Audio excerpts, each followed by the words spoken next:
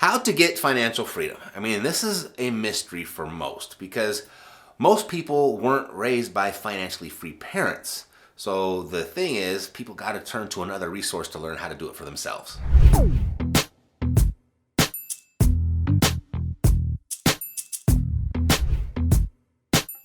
The great news is, it's much easier than most people think. You're gonna have to first make a little bit of shift in your mindset and the way that you think about freedom, the way you think about money. And second, you just have to follow that new thinking up with some simple actions. And I'm gonna let you in on right now what there is to do. Let's go. I'm gonna share with you very simply what financial freedom is, the steps that are necessary to get you there. And then if you decide this is something that you want to pursue and you want some additional help, stick around till the end and I'll show you how to get some. Financial freedom is having the freedom to do what you want, when you want, with whom you want, without having a whole lot of concern about finances, without really worrying about the finances at all. Financial freedom is about taking that trip to Tahiti without worrying about coming into the office. It's about buying that dream home and still having money left over to pursue your other interests. Some people equate financial freedom to being retired. Now, although being financially free is an important element to retirement, you don't need to wait till retirement to enjoy it. Depending on your unique situation, financial freedom could mean pursuing your passions and then having the ability to profit from them. It could mean not relying on your 9 to 5 and spending time with your kids, or maybe supporting your spouse in the pursuit of their dream so they can build the business that they want. Financial freedom means connecting to your deepest values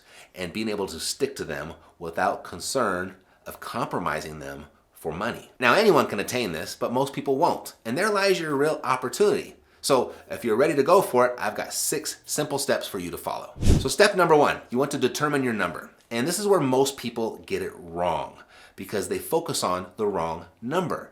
See, most people are under the misconception that they think that they need to have a certain amount in the bank. They're focused on that number. What's the bank balance? That's a big mistake. You see, financial freedom is not about having a mountain of cash, but it's more about having a stream of cash flow landing in your mailbox every month. That's real freedom. So that's the number you want to focus on. The amount of money you want flowing into your mailbox each and every month, with or without your direct involvement. So what's the magic number that would allow you to be financially free? What amount of money do you need coming in each month to cover all of your expenses? How much money is that on a monthly basis? And when you're coming up with that number, you want to take into consideration all of the necessities. You want to take into account all of the luxuries that you want to enjoy. And then you want to take into account enough of a buffer so that you're not really ever concerned about money at all. So when you come up with that number, go ahead and write that down. Write down the number that makes sense for you and your lifestyle. Now that you got that number, let's do some simple math. How much passive income on a monthly basis are you receiving right now? How much cash flow is coming into your mailbox at this moment? Now, what's the difference between those two? Let's take the number that we came up with first, what you want it to be, and then take that second number, what it is right now, and subtract that second number from the first. What are you left with? What's that number? So now, what is there differently that you need to do, or additionally that you need to do to bridge that gap? If you don't know, that's okay. You're not alone. Most people don't. And we actually have a name for that number. The difference between the amount of money that you want and the amount of money that you're receiving, that difference, we call that number ignorance tax. That's the monthly tax that you're paying for not knowing how to fix this. Don't worry though, stick with me until the end and we'll start chipping away at that ignorance tax. And ideally, you'll walk away from here with a plan of how you can disappear it forever. Number 2, address your financial values. And here's what I mean. What do you value more?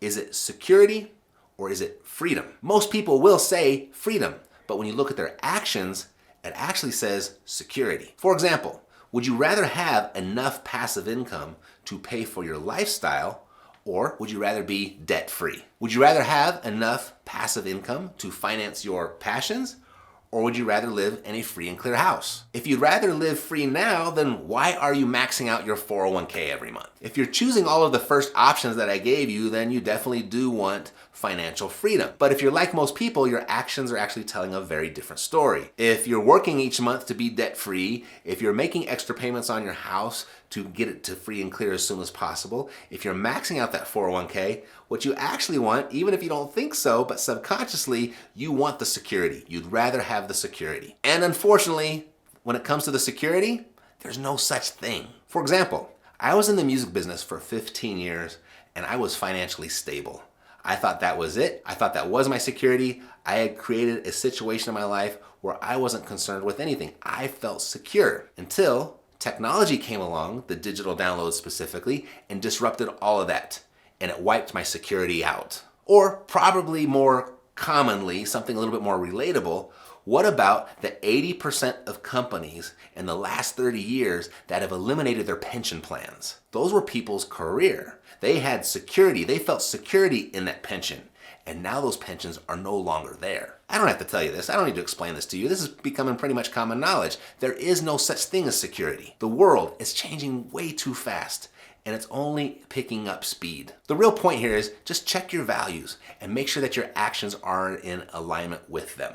Make sure what you're doing on a daily basis is actually what you value the most. Step 3, get a hold of your finances. You know, just because you've got this new mindset doesn't mean all of your financial challenges are going to disappear. A good place to start is to check your frivolous spending habits. I mean, do you really need that 83rd pair of Air Jordans? I'm sorry, I'm probably more talking to myself right now. Or do you actually need that extra case of rare wine? Yeah, probably talking about myself there too. But what's your Air Jordan? What's your wine? Is it clothes? Or is it watches? Is it cars? Or is it eating out? You know, we all have vices, and a lot of them are very, very expensive, so you gotta get yours in check. That's a good place to start. Now when it comes to debt, consumer debt specifically, we gotta get rid of that. We gotta get rid of the high interest debt. We gotta get rid of the variable interest debt. Get rid of that. Start moving some of your vice money towards your debt money and wipe that out. Use the snowball method to pay off your smallest balances first, and once those are paid off, take what you would have applied to that and now apply it to the next biggest balance and keep that snowballing until that debt is gone. That's the fastest way to do it. Now, before I break down the next 3 steps, if you want to get really serious about your financial freedom, let me know by clicking the subscribe button, because I post cool money-making videos like this each and every week, multiple times a week, and you don't want to miss it. I don't want you to miss it. I want you to get your financial freedom, and right here I show you every week on exactly how to do that. Click the subscribe button. Now, step 4. Create a short-term strategy for building your savings. And I call it a short-term strategy because it's not really saving. What you're doing is you're stashing.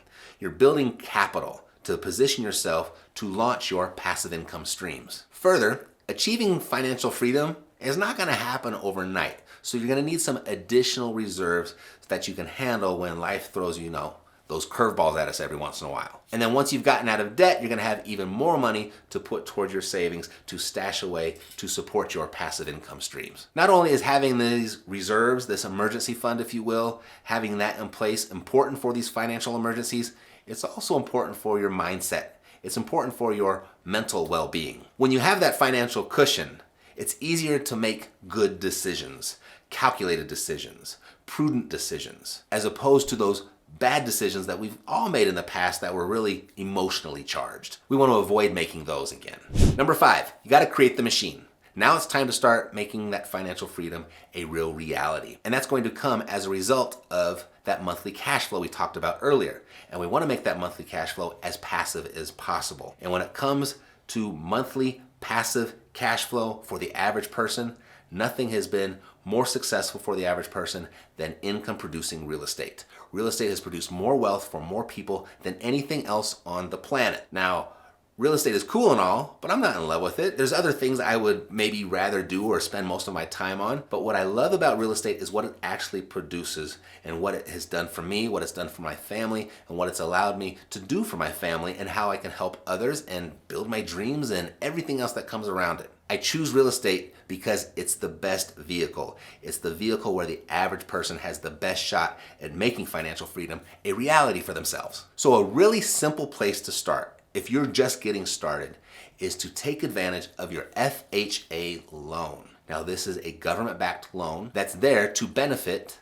first-time home buyers. It requires a very small down payment, like 3.5%. It doesn't require a super credit score, so qualification is much, much easier. And that's a really good place for most people to start.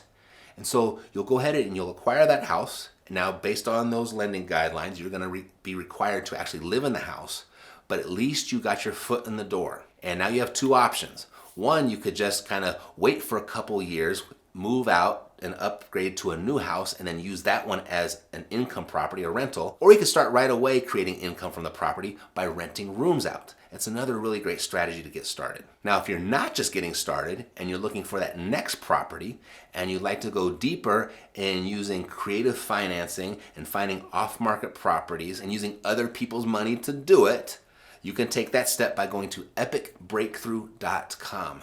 That's where you're going to find all of my secrets of how I got started and how I continue to invest in real estate this day and how I've created my entire financial freedom using other people's money. That's at epicbreakthrough.com. You can take that domain name, type it into the browser, or I'll put a link down below in the description for your convenience. Now, with all that said, real estate, it's not get rich quick. It is get rich quicker, though, than how most people go about it. So keep that under perspective, and that financial freedom that real estate promises, it can be yours too. Step number 6, evaluate and adapt. So pay attention as you work through this. Take note of what's working and what's not. But before you jump to conclusions of what's not working, be patient. Give it a little bit of time before you decide it's not working and make too drastic of a change. You see, real estate, it works. It's worked for more people than anything else. So be patient with it. It works. It's a proven plan.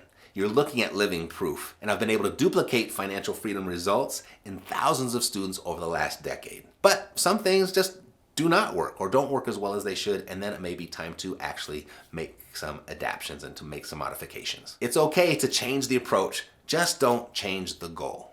So if you'd like some help with this and potentially work together one-on-one, go to reiace.com, answer a few short questions, and then pick a time for us to jump on the phone and brainstorm some ideas about what your journey to financial freedom would best look like. That's at reiace.com. You can go ahead and type that domain into your browser, or I'll go ahead and I'll put the link down below in the description for you as well. Alrighty, that's it for today. Thanks for watching. I'll see you soon. Take care.